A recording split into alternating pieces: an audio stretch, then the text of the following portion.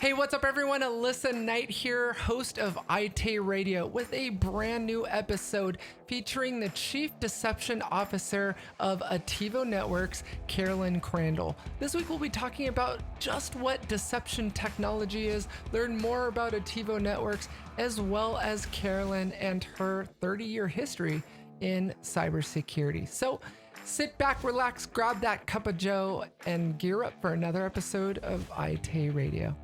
My next is I'm going to India and then Mexico. So that's my horizon for the near future. If I can recommend anywhere, go to Playa del Carmen. It's right outside of Cancun. I know it.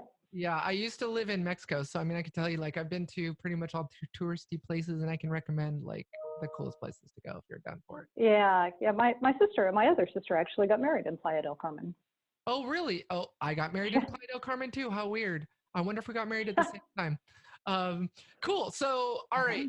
Well, I guess let's go ahead and get you introduced. I am talking with Carolyn Crandall today. She is the Chief Deception Officer for Attivo Networks. And we're going to be nerding out on deception technology today and everything going on with Carolyn. So, Carolyn, thank you for being on the show. It's great to have you here. It's wonderful to be here. Thanks for having me on. Cool. So what the heck is deception technology, and who is Attivo Networks, and who are you?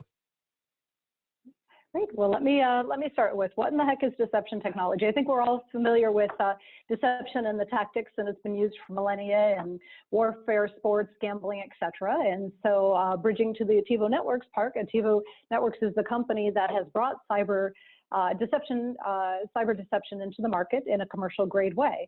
And so it's really fun if you think about it and accept that attackers are getting into the network. It's time we really put up the landmines, traps, other deceptions to trick them into revealing themselves. And so that is what Attivo Networks has been doing as a company. We've been shipping products since 2014. We've got a global footprint. It's kind of hard for people to know how much deception is out there because kind of like Fight Club, first rule of Fight Club is you don't talk about Fight Club. The first rule of deception is you don't talk about deception. So it's actually out there in many different ways. And so myself, transferring over to that is I have been a industry person in high tech for about 30 years or so now, and been at Attivo since employee number 26, so about 4.5 years now. So it's been really fantastic to see the conversations changing when I first started to, isn't this just a honeypot, to, wow, all right, I think I'm starting to understand the use cases, why I need this. It's not a luxury item. And wow, that was a lot simpler to use than I thought. So it's been really kind of refreshing and fun to see how the market has changed in its adoption and thinking around the technology. Cool. Yeah, it's funny because one of the things that I think I asked you when I first met you and heard about the technology was, you know, how is this different than a honeypot, right? Like, I mean, I'm from the old HoneyNet days, you know, and then first there was the first gen honeypots, and then came along the Gen 2 honeypots. And then you know, people got all fancy with virtual machines when virtual machines became a thing. And now to see you guys come out with an enterprise grade decoy, right? What stops someone from just downloading HoneyD and just rolling this out? I mean, I'm assuming that for the price they get something a whole lot more than just something that simulates or listens on a port, right? Or simulates a system. Yeah. You know, and honeypots it's a good technology, and the concept is 100% right. Let's set up decoys throughout the network and trip the attackers up and make them disclose their presence. The biggest challenge with honeypots was the manageability piece of it. And you really needed deep expertise to know how to operate it, rebuild it after attack, be careful it couldn't be used as a pivot point. And so predominantly it was just used for research. And because it wasn't really used as a true detection methodology, it really never evolved for several years into something more than that, right? So it's fine. Now I understand who's attacking me and gives me a little bit of intel in G2 on what's going on. What happened is that people started to look at, you know, building a perimeter defense was just not working, especially in a world where the perimeter is essentially dissolving. And so how, when you can't build a corral around everything, do you look for things that are already inside the corral? And so if you look at that, then one of the big things becomes the believability, right? So if you're standing out and everybody can tell you're not like the production units, they'll avoid you. And I think that was one of the challenges with some of the original, emulated technology is it just didn't look, smell, feel, and operate, right? You can tell, right? And so, and now you're at a level of sophistication with this enterprise-grade deception that you're running real operating systems, services. It's using machine learning to look at what's in production, mirror match the decoy to the exact same markings as a production unit. So as an attacker, you can't tell what's real from fake. And there are two fundamental things that people go, well, okay, what's the primary purpose of this? And if the purpose is to just give you that alert that something's in the network, you definitely will get that on the trigger on the first point that says, okay, you tricked them into engaging, they touched it. And then if you go into the advanced deception platforms, it gets even more interesting, because what if you can trick the attacker into continuing to engage while they're in the deception environment? And that opens the door to get some really cool things around personalized company threat intelligence, right? So it's not just a database of attacks, it's how is this attacker attacking you? What tools are they using? What are they after? And so when you move to the enterprise detection today, you're going to get the environment where you'll get the detection across all the different attack surfaces. So whether you're going into the cloud, whether you want to do it at the network level, the endpoint level, look like infrastructure or IoT devices, SCADA systems, medical IoT, it doesn't really matter. Now you can cover and create this full fabric that interweaves decoys throughout the network. The next thing comes, well, now how do you set the blanket over the top of it so that there's no holes in the net, right? So, and you do that by putting the lures and the other types of deceptions out at the endpoint, so that as a person comes in and tries to figure out how do they break out from that initial endpoint, there's no way for them to move, right? So, and you couldn't get this with a honeypot back then, right? You'd have the decoy in the network, but you don't have this system of lures, whether they be credentials, file shares, buckets, right? Yeah, you hope you hope they stumbled on it. You hope that they hit it with their mass scanner. Or and much to your point, it's at the time it was it was called a honeypot, but you couldn't really stick them. You couldn't really get them to stay. There wasn't that sort of staying power or sticking power. So that's cool that you guys addressed that. It's cool that you've got those lures that you can kind of sprinkle around on production systems to point them back to your honeypot or decoy. Sorry, your decoy. And and have that ability to really just get them to focus their attention on it. So how do you address that thing you were about to say about the believability of a honeypot, the believability of the system? How do you guys address that with your technology to make it look more real, that it's not a decoy?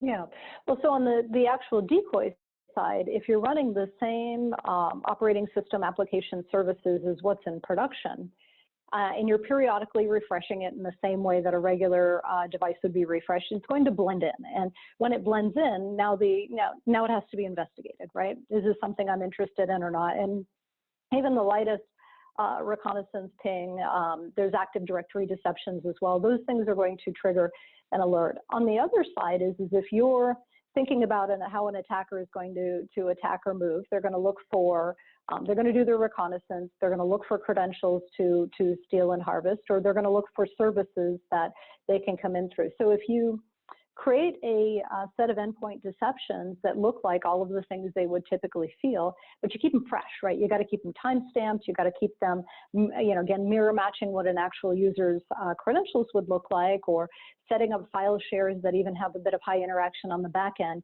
you're going to be very believable. And again, the primary thing is detecting that attacker, attempt at lateral movement. And then the bonus becomes keeping them engaged, to understand them a little bit better. But that's the way that Attivo approaches the deception. You can go further into like Active Directory integration on the credentials, so they'll validate as well.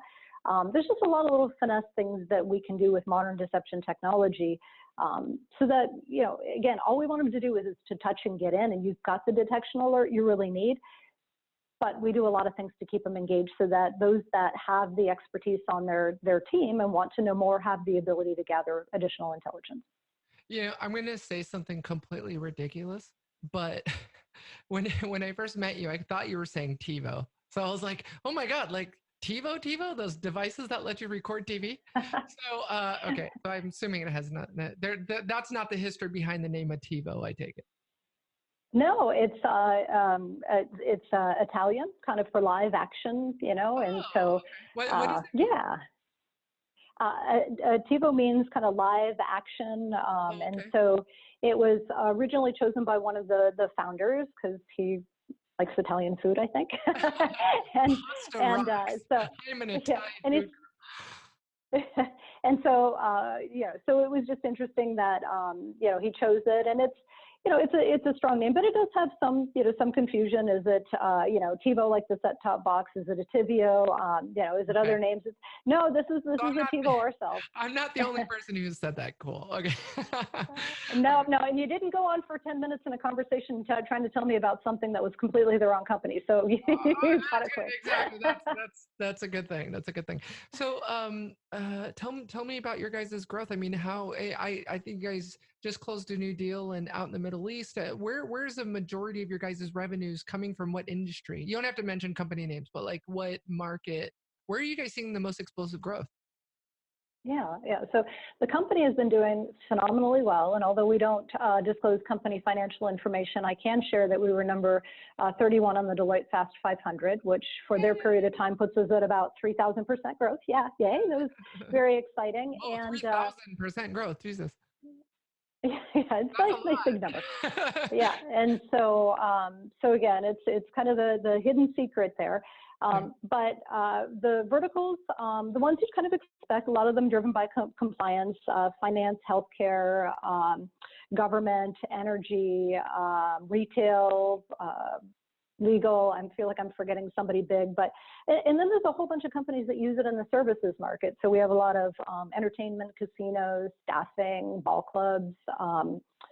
Recruiting organizations that also use the technology as well. The nice thing is it's very horizontal in play. If you're concerned about detecting attacker lateral movement quickly, there's not a more efficient way of doing that than using deception technology. Okay, so the problem, I'm really glad you said that. So the problem that you guys are out there to solve is not about kind of like the nerd's toy, something that, you know, honeypots I think were kind of like a nerd's toy. It was something that you could nerd out on, that really deeply technical people wanted to do intelligence collection and gathering and analyzing the bad guy or bad girl, analyzing the enemy. You know, it's into something that you guys have really taken it out of that niche sort of nerd's toy and made it something that's enterprise ready. What so let's you know, let's definitely talk about that. You know, where are you guys, and I totally lost my train of thought. But I'm recovering. So okay, so question, where what is the most unique deployment that you guys have seen with your technology? What's the coolest thing you've seen people use it for? Wow, the coolest thing. Boy, you know, there's a lot of interesting, you know, I think cool things. I'll tell you a fun story. So we have a university and they had it inside their network. And if you have ever tried to secure a university network, it is like the Wild West of everything. And so they put the deceptions all throughout their network, including into their teaching hospital, which also had research files and other things. And so they did pick up a student, they didn't know at the time, but it was somebody that was going through trying to access documents inside of this repository. Oh, And so the interesting piece of the story is that they, you know, not only caught him, but then when they asked, well, you know, now that this was kind of an insider threat that they caught, what do they do, right? So do they expel the kid? Do they, you know, do other type of, disciplinary action on the kid? But the happy endings of the story is the kid really wasn't trying to do anything malicious. He was just curious. Like he thought, well, this is kind of cool, you know, innovation that they were doing in research. So he just wanted to learn. The cool part of it is that they're like, hey, you can't do this, but because you demonstrated such great, you know, kind of hacking techniques, that would you like to come be a part of our security team? And so they brought him on to the other side to say, hey, you know, let's put your skills to good use. So that's one of my favorite stories about just, interesting insider threat story outcome. Other one that's kind of a little bit different that I would say is, everybody always thinks that things that are air-gapped are secure, right? Nothing's going to get to it, but we actually caught, we had decoys on this medical network, and we caught a newly installed medical imaging system that came out and immediately hit our decoy and tried to download some malware on it. So the frightening piece of it is yeah, it came straight from the factory, and we don't really know whether it came from the factory, the supply chain, or where it got tampered with, but the fact that it was tampered with and came into a secure network is another kind of testament that just says, look, by having that eyes and ears in the network to just be there, right? It's going to be quiet unless anybody tries to mess with it. It's going to be quiet, but when it does go off, you really want to do something. And so in this case, they immediately took the system offline, cleaned it, made sure that it wasn't infected before putting it back up. But there's no way they would have known that unless they would have had this technology in that piece of the network. From handcuffs to job offer, I love that story. But yeah, definitely the more sophisticated malware. So question, was it malware that has been previously seen before, or was it targeted malware that was created just for that healthcare device? No, not anything really fancy. That's the thing. It was it was just seen if they could bypass the perimeter, right, the regular controls, then they were in. They didn't have to be fancy. They just wanted to get in. Now, we don't know their intent necessarily. Were they trying to cause harm to patients, or were they using it as a way to get a foothold and then move around to a different part of the network? And so, yeah, it is scary because we have so much in medical security. Like we do decoys for drug infusion pumps, for example. And if you think about them, they are everywhere. Like what patient practically does not get hooked up to some kind of an IV or some other, some other intravenous type of, to Wi-Fi, right? aren't they? They are. And think about how open a hospital, is inside there. I was in one the other day visiting somebody, and I'm like thinking, oh my gosh, it would be so easy to plug in anywhere when somebody, because the nurses and the doctors are all busy, plug into something, or even just sit in the lobby because you're close enough to Wi-Fi to get in and just start to see what you can do.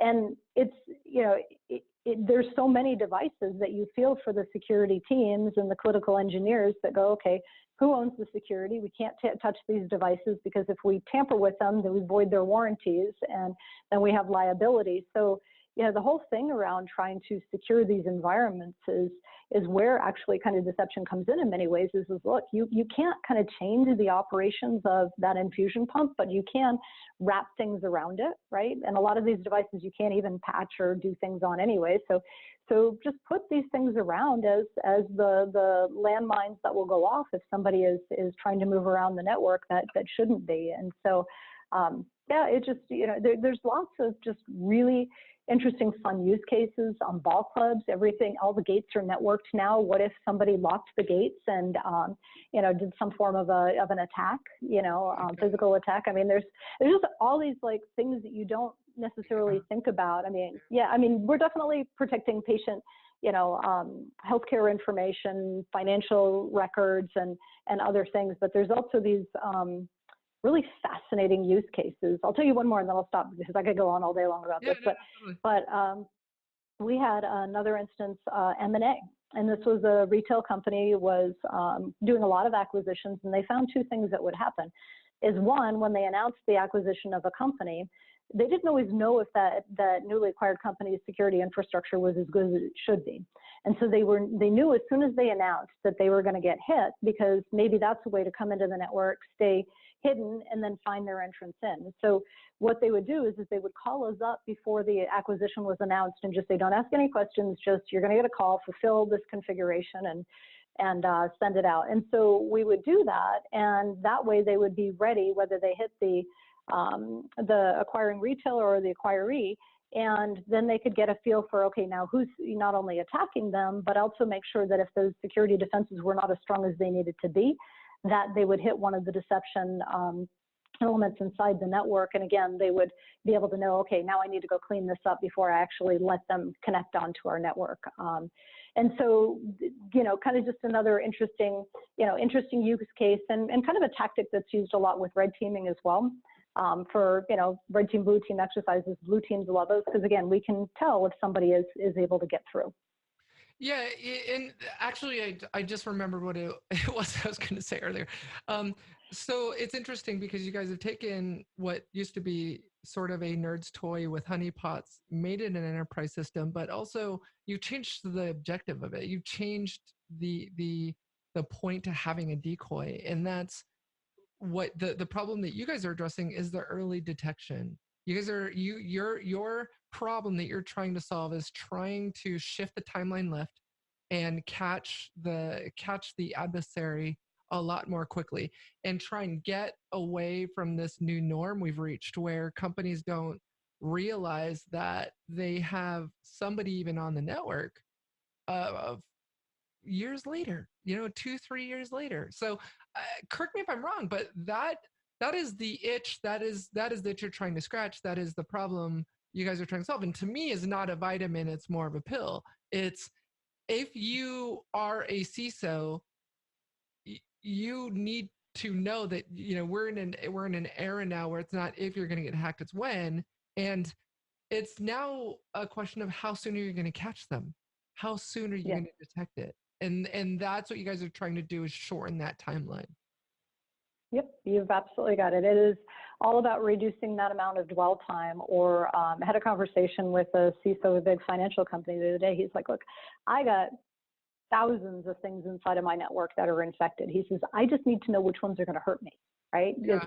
He's kind of given up on the whack-a-mole game, but he's like, if I put deception into my network and I know that that goes off, that is a very high fidelity alert that I know I must pay attention to. And you think about it, a lot of times the attacks progress because they get so many alerts and so many false positives that it's like, unless it's like really blaring or has enough kind of behavioral triggers that say, okay, yeah, this is probably something suspicious now, it takes a long time to be able to detect them and then decide you're going to take action, correlate all the information that then says, all right, now I'm ready to do something about it.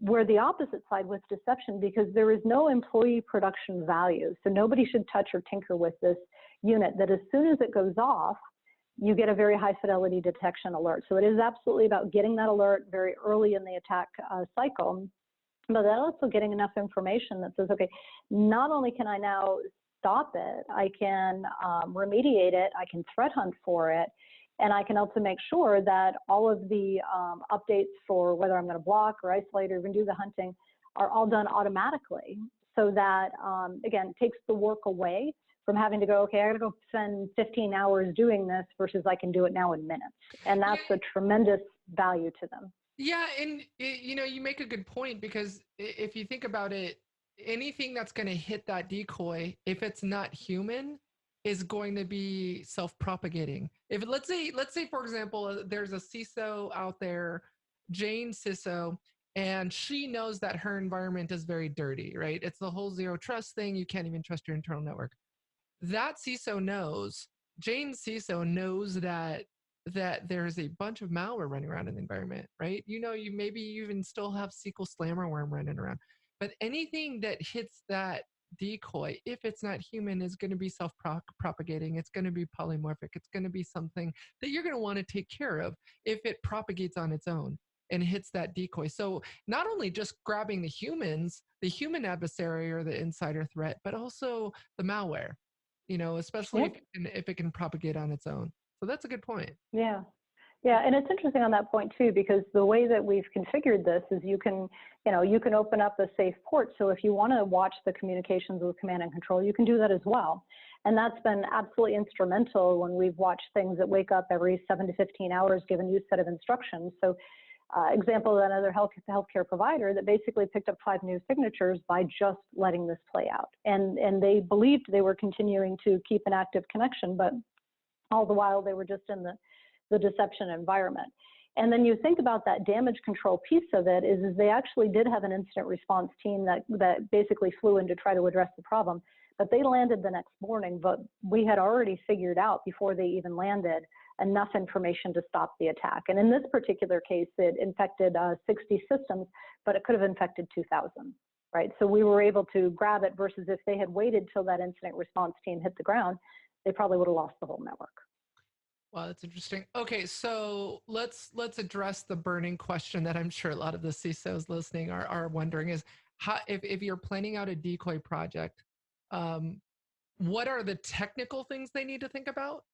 And what are the economic things they need to think about? So first we'll start with technical, and then if you could finish off with how much you would typically budget for like an enterprise rollout of a decoy network. I'm not asking you to give specific pricing, but like, what should they be thinking economically when investing in decoy technology? And if you can address the technology stack, what in the project management plan, what do they need to be thinking about as they consider rolling it out? How much friction it will cause on the admin or in the network and their existing infrastructure. Okay, yeah, it's a great question because depending upon the deception platform they choose to go with, you're going to get a very different experience. So what I'm going to do is I'm going to talk to the Attivo experience, okay, because there's a lot of unique things that we do.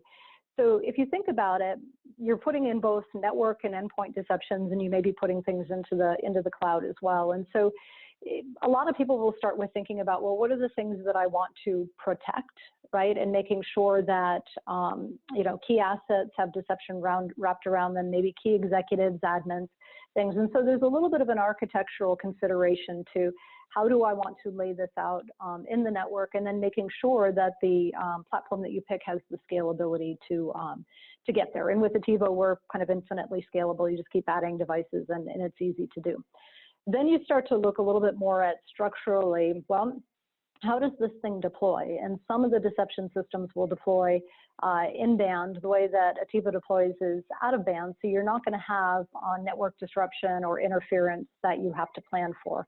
What you would have to do is just make sure that the networking team knows that you want to be able to run this off of a trunk port of a switch. On the endpoint side of things, there is no agent in the way that Attivo deploys. It's just lightweight scripts that'll go out there to put the credentials onto the systems. And so, again, very non-disruptive.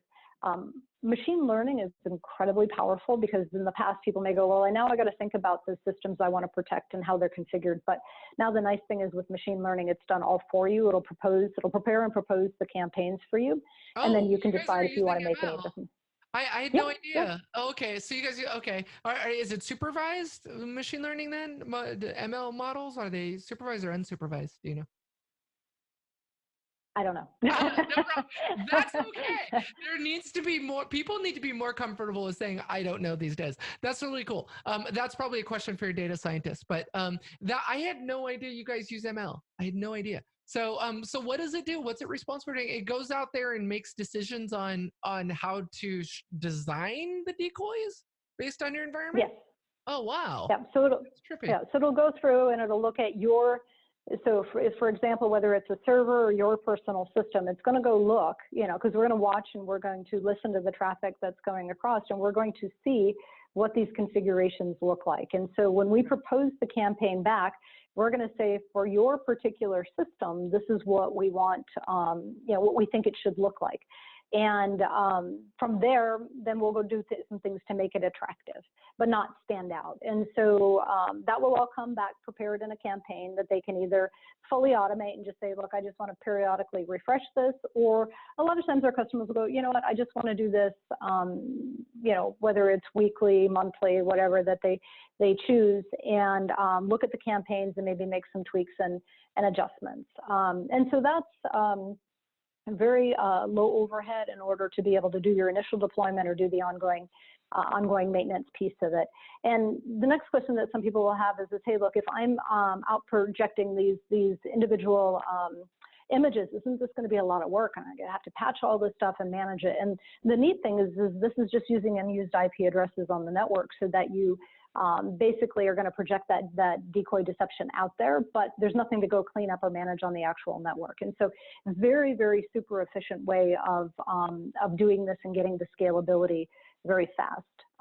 The other deployment method to think about is if you're at a remote location or out in a cloud environment and you go, you know what, I don't want to put any form of device out on the network itself. So you can use our forwarder technology and basically tunnel that traffic back to the headquarter location and get all the benefits of deception, but not have to worry about anybody managing it on premises or even having to put any form of device out there.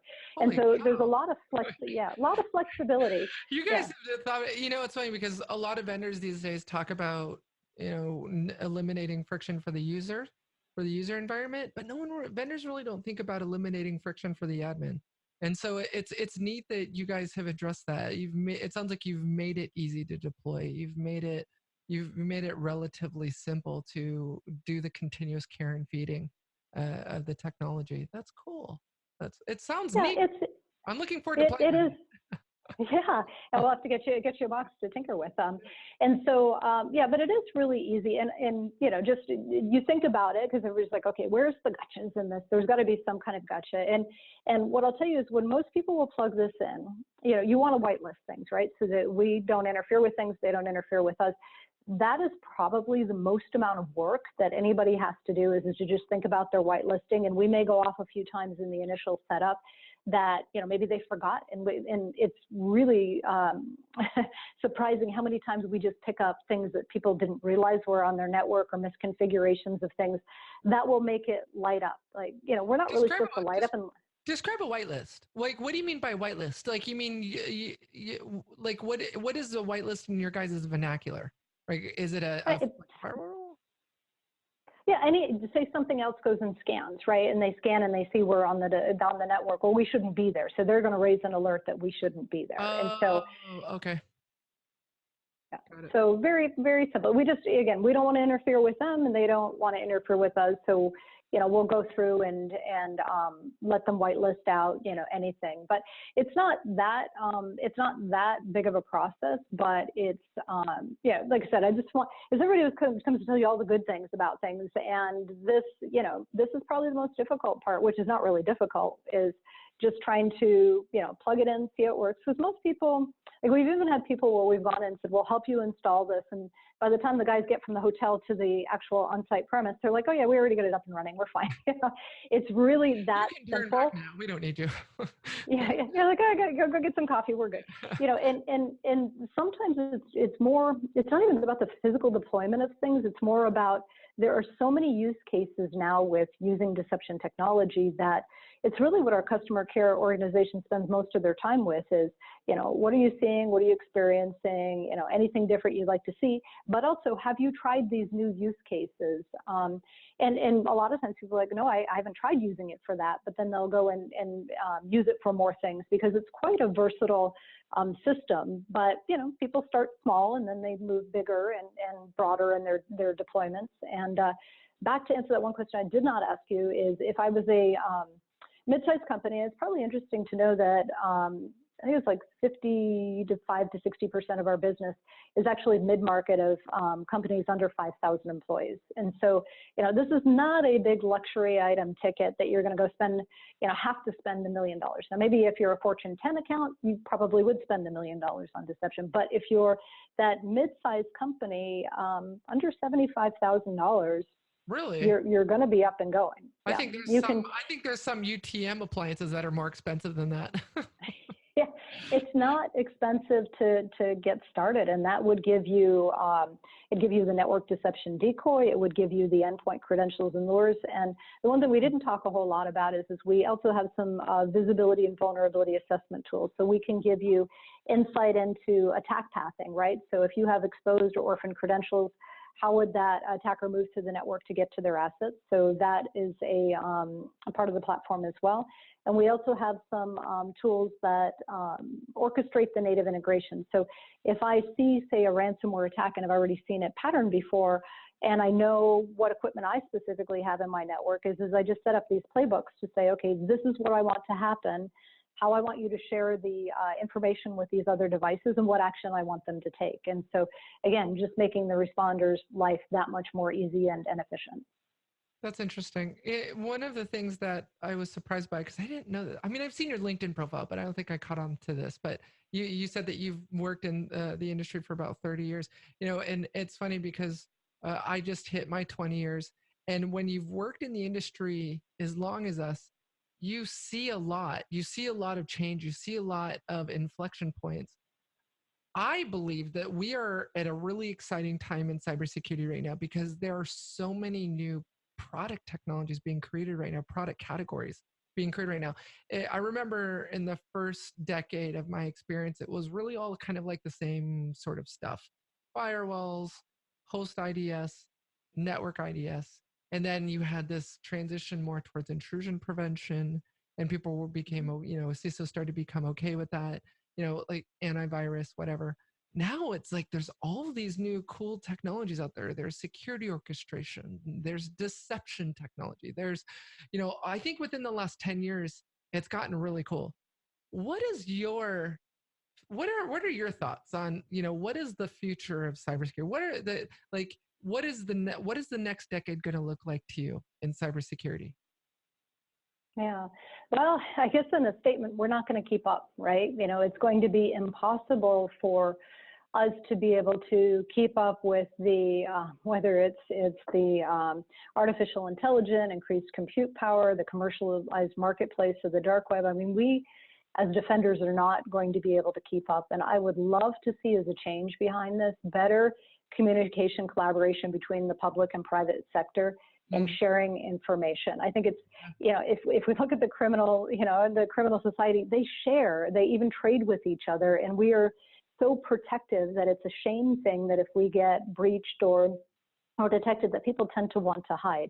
And so I think unless we start to change, that the criminals are going to stay ahead of us, that they're going to leverage all this new innovation. They're going to move quicker than a lot of the enterprises are in adopting these new technologies that may stand a chance against these things. And so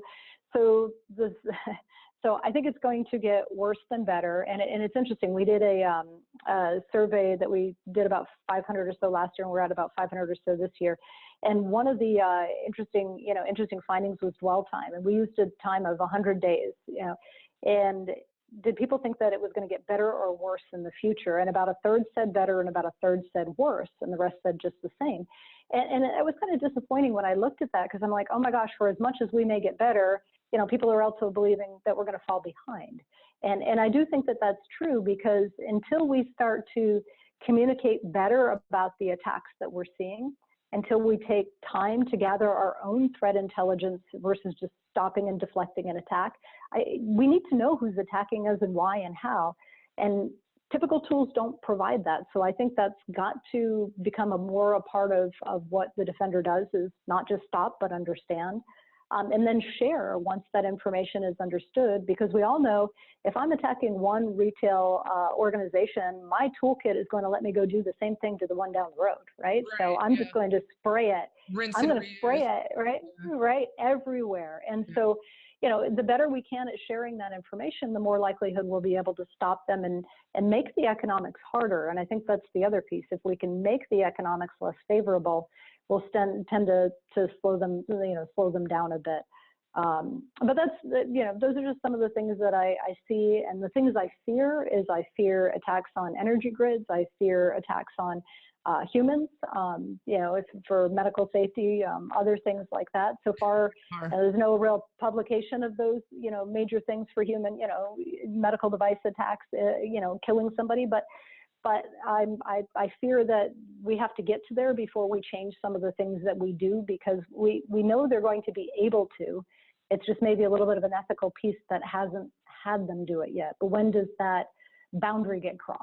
Well, and with the Mueller, I don't know if you saw that yesterday, but Mueller testified before Congress yesterday, and the thing that stuck out with me as a cybersecurity practitioner is his emphasis on, well, the Russians did hack us, and the Russians are hacking us right now as we're talking. And it sort of shines this light on something that really is much bigger than the bureaucracy and the politics and who belongs in the White House and who doesn't. Like all of that nonsense aside, we have a much bigger problem on our hands, where if countries can successfully wage cyber war against us, and we're too busy bickering over whether they're doing it or not, and it's a partisan line on whether they are or not. How are we going to respond? If the politics is causing differing opinions based on what side of the aisle you're on, how are we even going to start shifting focus to responding to it? And I mean, thank God for Cyber Command and all this other stuff, but you raise a good point. At what point does, it turn from sabotaging our elections to sabotaging human life or causing an impact on safety and life? You've got, for my own vulnerability research, hacking connected cars, you know, this thought of, a hacker driving my car with my family in it into a wall, is scary. And Yeah. do we need to experience something like that before we do something about it? And unfortunately, human history has taught us that we don't typically do something about it until it rears its ugly face, and it's sad. But this has been an awesome conversation. I've really enjoyed this. I love nerding out with you, especially a woman in cyber. We need more of us, so yay. But Yeah. how can CISOs find you guys? Are you guys on Twitter? Are you on Twitter? I'm assuming it's attivonetworks.com. Yep, that's where you've got the right URL. We're on Twitter. I'm on Twitter, LinkedIn. Otherwise, kind of any way you want to reach out. You can chat with us on our website. You can fill out a form. You can call us. Meet with us at an event. We're at Black Hat coming right up, so please come by. We're pretty easy to find, and would love to just have an exploratory conversation about what are the benefits? What can we do for you? And see what we can do to kind of tip the favor back in the hands of your the defenders that are out there, and try to make their jobs a little bit easier. Awesome. And what's your Twitter handle, and what's the company's Twitter handle? Mine is CT Crandall, Crandall, and the company's is just Attivo Networks. Awesome. Well, thank you for everything that you guys do, and being out there to help us as defenders have more sophisticated tools to detect the things that are happening right in front of us, that are hiding in plain sight. So thank you for that. This has been a great conversation. Thank you, Carolyn. You have a good rest of the week, and thank you to all of our listeners. Take care of yourselves and each other. Have a good day, Carolyn. Thank you. Thank you.